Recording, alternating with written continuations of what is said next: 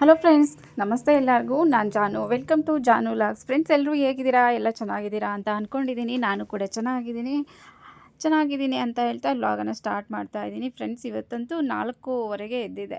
ಬೆಳಗ್ಗೆ ನಾನು ಟೈಮ್ ತೋರಿಸಿಲ್ಲ. 4:15 ಎದ್ದಿದೆ ನೋಡಿ. ಫ್ಲೈಟ್ ಹೋಗ್ತಾ ಇದೆ. ಇನ್ನೂ ಯಾವುದು ಪ್ರಾಣಿ ಪಕ್ಷಿಗಳೇನೂ ಕೂಗ್ತಾ ಇಲ್ಲ.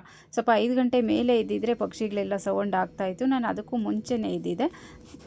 ಇದು ಬುಧವಾರದ ಲಾಗ್, ಅಂದರೆ ನೆನ್ನೆನ ಲಾಗ್. ನೆನ್ನೆ ಭೀಮನ ಅಮಾವಾಸ್ಯೆ ಇತ್ತಲ್ವ, ಹಾಗಾಗಿ ಇವತ್ತು ಕಾಟೇರಮ್ಮನ ದೇವಸ್ಥಾನಕ್ಕೆ ಹೋಗೋಣ, ಹೊಸಕೋಟೆ ಹತ್ರ ಕಾಟೇರಮ್ಮನ ದೇವಸ್ಥಾನಕ್ಕೆ ಹೋಗೋಣ ಅಂತ ಬೆಳಗ್ಗೆನೇ ಎದ್ದಿದ್ದೆ ನೋಡಿ. ಬೆಳಗ್ಗೆನೇ ಎದ್ದು ಸ್ಟವ್ ಎಲ್ಲ ಕ್ಲೀನ್ ಮಾಡ್ಕೊಂಡು ಮನೆ ಎಲ್ಲ ಒರೆಸಿ ಬಾಗಿಲೆಲ್ಲ ತೊಳೆದಿದ್ದು ಆಯಿತು. ಎಲ್ಲರೂ ಹೇಳೋಷ್ಟರಲ್ಲಿ ಅಷ್ಟು ಕೆಲಸ ಮಾಡಿದೆ ನೋಡಿ. ಬಾಗಿಲು ತೊಳಿತಾ ಇದ್ದೀನಿ. ಯಾರು ಇನ್ನೂ ಎದ್ದೇ ಇಲ್ಲ. ನಾನು ಟಾರ್ಚ್ ಹಾಕ್ಕೊಂಡು ಮೊಬೈಲ್ ಹಾಕ್ಕೊಂಡು ಬಾಗಿಲನ್ನು ತೊಳಿತಾ ಇದ್ದೀನಿ. ಹಾಗೆ ನೀರು ಬರ್ತಿತ್ತು, ಬೇಗ ತೊಳ್ಕೊಂಬಿಡೋಣ ಅಂತ ತೊಳಿತಾ ಇದ್ದೀನಿ. ನನಗೇನಪ್ಪ ಅಂದರೆ ಇಷ್ಟು ಬೇಗ ತೊಳೆಯೋದಕ್ಕೆ ಅಕ್ಕಪಕ್ಕ ಯಾರಾದರೂ ಸೌಂಡ್ ಆಗ್ತಿದ್ರೆ ಒಂಥರ ನಿದ್ದೆ ಮಾಡೋರಿಗೆ ಡಿಸ್ಟರ್ಬ್ ಆಗುತ್ತೆ, ಏನಾದರೂ ಅವರು ಬೈಕೊತಾರೆ ಅನ್ನೋದು ಒಂದು ನನ್ನ ಮನಸ್ಸಲ್ಲಿರುತ್ತೆ.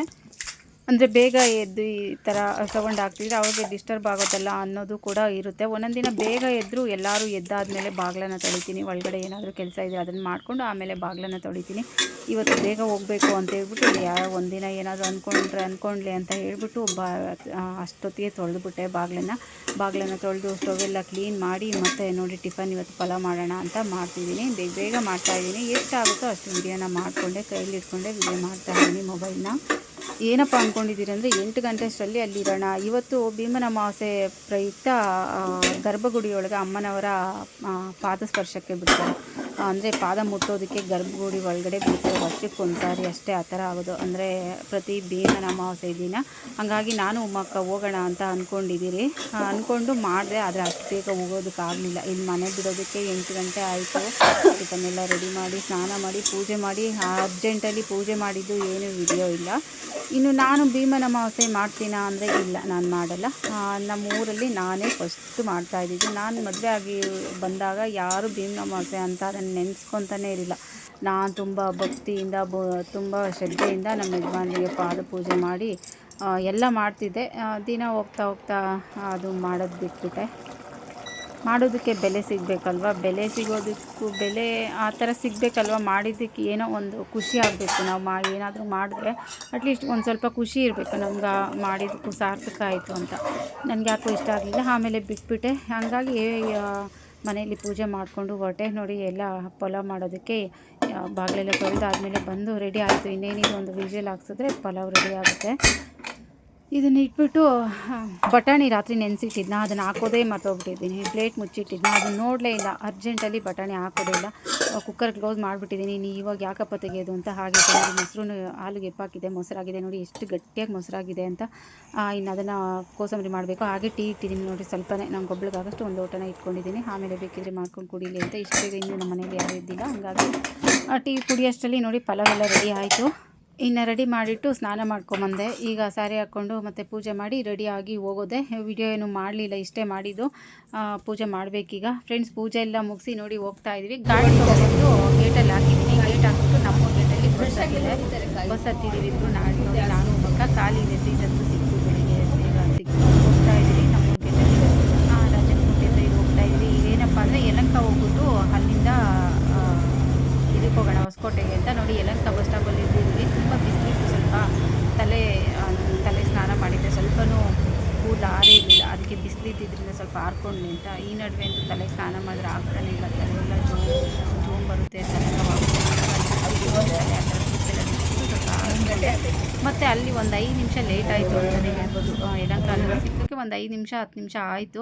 ಆಮೇಲೆ ಬಸ್ ಬಂತು. ಬಸ್ ಹತ್ಬಿಟ್ಟು ನೋಡಿ ಮತ್ತೆ ಎಲ್ಲಪ್ಪ ಬಂದಿದ್ದೀವಿ ಅಂದರೆ ಹೊಸಕೋಟೆಗೆ ಬಂದ್ವಿ. ಹೊಸಕೋಟೆಯಲ್ಲಂತೂ ತುಂಬಾ ಲೇಟ್ ಆಗಿಬಿಡ್ತು. ಅಲ್ಲೊಂದು 1/2 ಅವರ್ 45 ಮಿನಿಟ್ಸೇ ಆಗಿಬಿಡ್ತು ಬಸ್ ಬರೋಷ್ಟರಲ್ಲಿ. ಅಲ್ಲಿ ಸ್ವಲ್ಪ ಲೇಟ್ ಆಯಿತು ಅಂತಲೇ ಹೇಳ್ಬೋದು. ಅಲ್ಲಿಂದ ಒಂದು 5-6 ಕಿಲೋಮೀಟ್ರೇನೋ. ಹಾಗಾಗಿ ಅಲ್ಲಿ ಬಸ್ ಸಿಕ್ಕಿದ ತಕ್ಷಣ ನೋಡಿ ದೇವಸ್ಥಾನದ ಹತ್ರ ಬಂದು ನೋಡಿದ್ರೆ ಫುಲ್ಲು ರೆಶ್ಶು. ಕ್ಯೂ ಎಲ್ಲಿತ್ತಪ್ಪ ಅಂದರೆ ಫ್ರೆಂಡ್ಸ್, ಪಕ್ಕದ ಊರ ಹತ್ರ ಕ್ಯೂ ಇತ್ತು. ನಾವು ಹೋಗಿ ನೋಡಿಕೊಂಡು ಅರ್ಧ ಕ್ಯೂಗೆ ಹೋಗಿ ಮತ್ತೆ ವಾಪಸ್ ಬಂದ್ವಿ. ಉಮಕ್ಕ ಎಲ್ಲಾದರೂ ಮಧ್ಯೆ ಸೇರ್ಕೊಂಬಿಡೋಣ ಬಾ ಅಂತ 1 ಅವರು ಓಡಾಡ್ಕೊಂಡೇ ಇದ್ವಿ. ಎಲ್ಲೂ ಸೇರ್ಕೊಳ್ಳೋಕ್ಕೂ ಆಗಲಿಲ್ಲ, ಏನೂ ಇಲ್ಲ.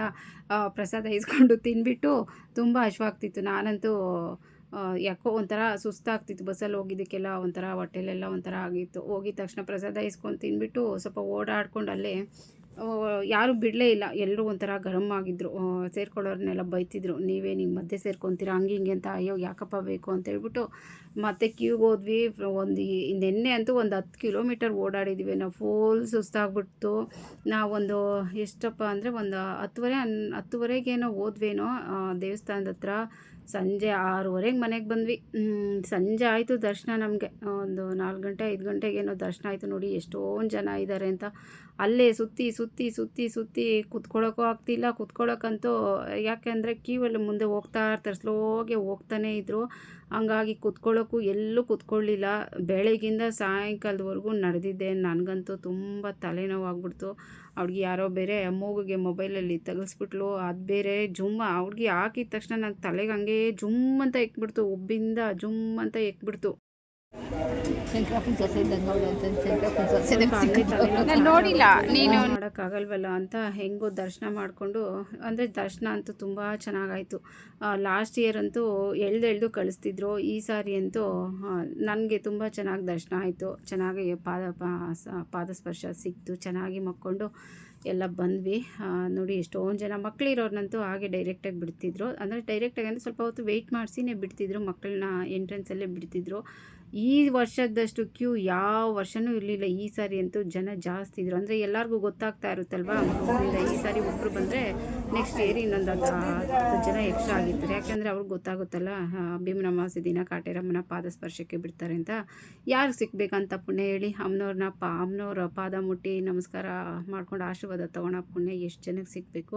ಹಂಗಾಗಿ ಎಲ್ಲರೂ ಬರ್ತಾರೆ. 3 ಗಂಟೆಗೆ ಬಂದಿದ್ದಾರಂತೆ. ನಮ್ಮ ಕ್ಯೂ ಅಲ್ಲಿ ಇದ್ದವರು ಒಬ್ರು ಹೇಳ್ತಾಯಿದ್ರು, ನಮ್ಮ ಮಗ ಸೊಸೆ ಏನೋ 3 ಗಂಟೆಗೆ ಬಂದಿದ್ದರು. ಅಷ್ಟೊತ್ತಿಗೆ ತುಂಬಾ ಕ್ಯೂ ಇತ್ತಂತೆ ಅಂತ. ನೋಡಿ ಹೆಂಗೋ ದೇವಸ್ಥಾನದ ಅದು ಗರ್ಭಗುಡಿ ದೇವಸ್ಥಾನದ ಮುಂದೆ ಬಂದ್ವಿ. ಇಷ್ಟೊತ್ತಿಗೆ ದೇವಸ್ಥಾನದ ಮುಂದೆ ಬಂದು ನೋಡಿ ಅಲ್ಲಿ ಇನ್ನೂ ಬರ್ತಾನೇ ಇದ್ದರು. ನಾವು ದರ್ಶನ ಬರೋಷ್ಟರಲ್ಲಿ ಸ್ವಲ್ಪ ಜನ ಕಡಿಮೆ ಆಗಿದ್ರು. ಅಲ್ಲೇ ದೇವಸ್ಥಾನದ ಹತ್ರದಿಂದನೇ ಕ್ಯೂ ಇತ್ತು. ನಾವು ಅಂದ್ಕೊಂಡ್ವಿ ಇನ್ನು ನೆಕ್ಸ್ಟ್ ಇಯರ್ ಏನಾದರೂ ಬಂದರೆ ಲೇಟಾಗಿ ಬರಬೇಕು, ಬೆಳಗ್ಗೆನೇ ಬಂದುಬಿಟ್ರೆ ಫುಲ್ ರಶ್ ಇರ್ತಾರೆ ಅಂತ ಮಾತಾಡಿಕೊಂಡು ಮತ್ತೆ ನಾನೊಂದು ಸಾರಿ ಪ್ರಸಾದ ಇನ್ನು ಸ್ವಲ್ಪ ಈಸ್ಕೊಂಡು ತಿಂದೆ. ಹೋಗಿದ ತಕ್ಷಣ ಬೆಳಗ್ಗೆ ಒಂದು ಸಾರಿ ತಿಂದಿದ್ದನ್ನ ಬರಬೇಕಾದ್ರೆ ಇನ್ನೊಂದು ಸಾರಿ ಈಸ್ಕೊಂಡು ತಿಂದೆ. ಸ್ವಲ್ಪ ಮೆಂತ್ಯ ಭಾತ್ ಮಾಡಿದ್ರೆ ಅವರು ಸ್ವಲ್ಪ ಕಹಿ ಮಾಡಿಬಿಟ್ಟಿರು. ನನಗಂತೂ ತಿನ್ನೋಕ್ಕೆ ಆಗಲಿಲ್ಲ. ಅಲ್ಲಿಗೂ ಹಸಿವಾಗ್ತಿತ್ತಲ್ಲ ಅಂತ ಸ್ವಲ್ಪ ತಿಂದೆ. ನೀರೆಲ್ಲ ಕೊಡ್ತಿದ್ರು ಬೆಳಗ್ಗೆ. ಮತ್ತು ಸ್ವೀಟು ಏನಪ್ಪ ಪೊಂಗಲ್ಲು ಮತ್ತು ಭಾತ್ ಕೊಟ್ಟಿದ್ದರು. ನೀರು ಎಲ್ಲ ಅಲ್ಲೇ ಕೊಡ್ತಿದ್ರು. ಹಾಗಾಗಿ ಉಮ್ಮಕ್ಕ ತಿನ್ನಲಿಲ್ಲ. ಮತ್ತು ಕಳೆಪುರಿ ತೊಗೊಂಡ್ರು. ಕಳೆಪುರಿ ತೊಗೊಂಡು ಬಸ್ಸನ್ನು ಹತ್ತಿದ್ವಿ ಹೊಸಕೋಟೆಯಲ್ಲಿ. ನಾನ್ ಸ್ಟಾಪ್ ಇದು ದೇವನಹಳ್ಳಿ ನಿಲ್ಲಿಸ್ಬೋದು. ದೇವನಹಳ್ಳಿ ನಿಲ್ಲಿಸ್ಬೋದು. ಆಮೇಲೆ ಇನ್ನು ಮದುವೆ ಯಾವ ಸಿಗ್ತೈತೆ? ಯಾವ ಸಿಗ್ತಲ್ಲ. ದೇವನಹಳ್ಳಿ ಬಿಟ್ಟರೆ ದೊಡ್ಡಬಳ್ಳಾಪುರನಾ?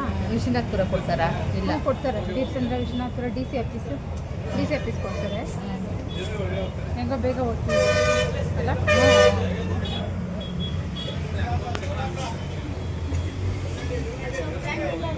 ಹೊಸಕೋಟೆಯಿಂದ ಒಂದು ಅರ್ಧ ಮುಕ್ಕಾಲು ಅವರ್ಗೆ ಬಂದುಬಿಟ್ವಿ. ದೊಡ್ಡಬಳ್ಳಾಪುರ ಬಂದುಬಿಟ್ವಿ. ಮತ್ತು ದೊಡ್ಡಬಳ್ಳಾಪುರ ಬಸ್ ಹತ್ತಿ ಮನೆಗೆ ಬರೋಷ್ಟರಲ್ಲಿ ಕತ್ಲಾಯಿತು ಫ್ರೆಂಡ್ಸ್. 6:45 ಆಗಿತ್ತು. ಕತ್ಲಾಗ್ಬಿಟ್ಟಿತ್ತು. ಇನ್ನು ಗಾಡಿ ಗೇಟಲ್ಲಿ ಹಾಕಿದ್ದಲ್ಲ, ಗೇಟಲ್ಲಿ ಗಾಡಿ ಎತ್ಕೊಂಡು ಬಂದಿದ್ದ ತಕ್ಷಣ ಮುಖ ತೊಳ್ಕೊಂಡು ಡ್ರೆಸ್ಸು ಚೇಂಜ್ ಮಾಡ್ಕೊಂಡು ಸ್ಯಾರಿನೇ ಚೇಂಜ್ ಮಾಡಲಿಲ್ಲ. ಟೀ ಮಾಡಿಟ್ಟಿತ್ತು. ಟೀ ಸ್ವಲ್ಪ ಕುಡಿದ್ಬಿಟ್ಟು ಮಲಗಿಬಿಟ್ಟೆ. ಅಷ್ಟೊಂದು ತಲೆನೋವ್ತಿತ್ತು. ನನಗಂತೂ ಫುಲ್ ಸುಸ್ತಾಗ್ಬಿಟ್ಟಿತ್ತು. ಸಾಕಾಗ್ಬಿಡ್ತು ಒಂಥರ. ನನಗೆ ಯಾವಾಗಲೂ ಅಷ್ಟೇ ಟ್ರಾವೆಲ್ ಮಾಡಿದ್ರೆ ಆಗೋದೇ ಇಲ್ಲ.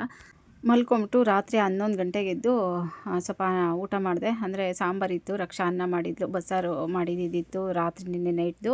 ಅದಕ್ಕೆ ಸ್ವಲ್ಪ ರಕ್ಷಾ ಅನ್ನ ಮಾಡಿದ್ಲು. ಊಟ ಮಾಡಿ ಮಲ್ಕೊಂಡೆ ಫ್ರೆಂಡ್ಸ್. ಇದಾಗಿತ್ತು ವೆನ್ಸ್ಡೇ ವ್ಲಾಗ್. ಈ ವ್ಲಾಗ್ ನಿಮಗೆಲ್ಲ ಇಷ್ಟ ಆಯಿತು ಅಂತ ಅಂದ್ಕೊತೀನಿ. ಇಷ್ಟ ಆದರೆ ಪ್ಲೀಸ್ ಒಂದು ಲೈಕ್ ಮಾಡಿ, ಹಾಗೆ ಸಬ್ಸ್ಕ್ರೈಬ್ ಮಾಡ್ಕೊಂಡು ಸಪೋರ್ಟ್ ಮಾಡಿ. Thank you.